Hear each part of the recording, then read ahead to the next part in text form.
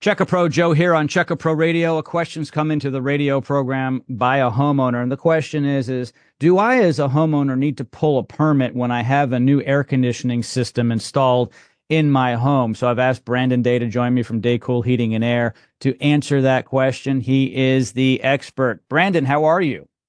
Good, good. All right.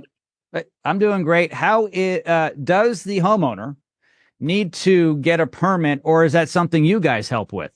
No, we have to handle all that. You should be getting a permit for really. I want to say they set the threshold, depending on what jurisdiction, anything over like a $950 repair.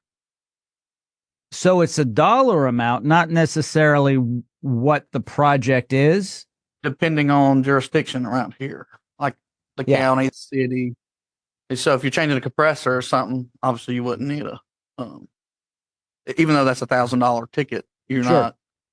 But a permit just makes sure that the inspector comes and checks everything's up to code. It protects the consumer. Do you find that slows down the process? Walk us through it here, the process. Someone buys a new air conditioning system from you. They're excited to get it installed. The homeowner wants it installed within 2 or 3 days. Can you get that done with the permit pulling process? How does that work? Yeah. Well, ours is pretty automated on our end because of software and technology we have. But as long as we have a permit, we have a good rapport with all the jurisdictions, so they know we're not trying to pull some flim flam. If we got to get out there on a Sunday, obviously the county's not open or the city's not open. So you just pull the permit, get them going, call for inspection. The hardest part in the whole thing is usually coordinating the inspector, getting back in, meeting with the homeowner or whatever to come check stuff that would have to be indoors if nobody's home, if they're at work. Yeah, so the inspection process itself hasn't changed. An actual human being has to come out and look and touch. Right. Yeah. And they're pretty thorough with that. Once again, that protects the homeowner.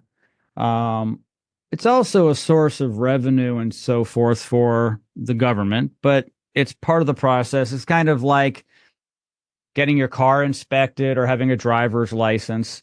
Glorified tax. Yeah, but you want to make sure the people who are driving on the road have at least had someone look at them at some point. And so it's really important that you follow the rules. So we've talked about before hiring subpar contractors, Brandon. If you don't hire a company that follows the rules with being insured and licensed, they're probably not going to pull a permit and not tell you they need to, right? Well, they can't. Yeah, you can't pull a permit if you don't have a license. So it's even worse, right? We've talked about it before. No license, no insurance, and obviously no permit pulling. And if that's the case, you could have a problem as a homeowner. Wouldn't that come back on the homeowner if the local government determined after the fact a permit wasn't pulled? There's a problem? I don't know what they could do to them, but they would probably just say this guy did it, blah, blah, blah, and try to track them down. As a contractor, I like the inspections because unfortunately in this day and time, everything's a liability. So if the jurisdiction said, hey, this is fine, and I'm have to ever defend our company, I would say, well, the inspector proved it was fine. Absolutely. When you have an authority like that, if anything ever came up, you're right. Let's say that you ended up in court over something. You say, well, here's the document that said it was checked by the local government. So we told the customer what we're going to do. We did it. And then the inspector comes through and he said, yeah, you did it. Check, check, check, signature, file, done. And I agree with you. When you're on the up and up, it's great. When you're not doing things correctly, you get hung up. And that's a big problem. Well, thank you so much for joining me today again, Brandon. I really appreciate your expertise. By the way, everybody, to reach Brandon and his team at Daycool Heating and Air, just go to the show notes and there's a link to reach him directly. Thanks, bud. Thank you.